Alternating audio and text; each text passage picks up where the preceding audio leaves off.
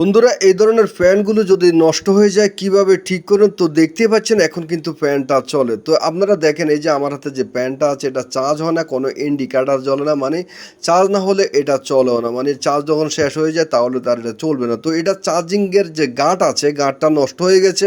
এটা কিভাবে সহজে লাগাবেন আজকের ভিডিওটা দেখতেই পাচ্ছেন। তো দেখতে পাচ্ছেন এটা ফ্যানের ভিতরে একটা সার্কিট আছে সুন্দর।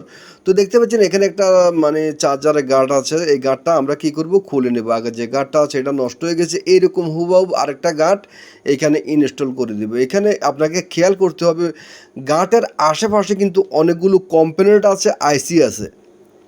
এখন যখন আপনি এখানে জ্বালাই করতে যাবেন, জ্বালাই করার সময় কিন্তু আপনার আয়রনের গুঁতা লাগে বা আয়রন তখন সময় কিন্তু গরম থাকে, ওই গরমের গুঁতা লাগে একটা কিছু হয়ে গেলে তখন কিন্তু অনেক সমস্যা ঘটে। তো দেখতে পাচ্ছেন আপনি যখন জ্বালাই করবেন একদম যেন অন্য কোনো ফাঁসের সাথে যেন গুঁতা না লাগে।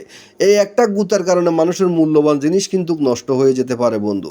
তো দেখতে পাচ্ছেন ভালো করে জ্বালা ঝুলাই দেওয়ার পর এখন আমরা চেক করব এটা ঠিক আছে কিনা। উপরে একটু গাম লাগাই দিলাম, মানে আটা গাম লাগাই দিলাম যেন গাঁটটা আর না লড়ে। তো দেখতে পাচ্ছেন এখন আমি চেক করছি, এখানে লাল ইন্ডিকেটর এসেছে, মানে এখন এটা চার্জ হবে। তো ফিটিং করে আপনাদেরকে একটু দেখাই। ফিটিং করার পর এই যে দেখতে পাচ্ছেন ফিটিং করে ফেলেছি। এখন দেখেন ফ্যানটা কিন্তু একদম ওকে হয়ে গেছে। এখন দেখতে পাচ্ছেন ফ্যানটা কিন্তু এখন চলে। যদি ভালো লাগে চ্যানেলটাকে সাবস্ক্রাইব করবেন, লাইক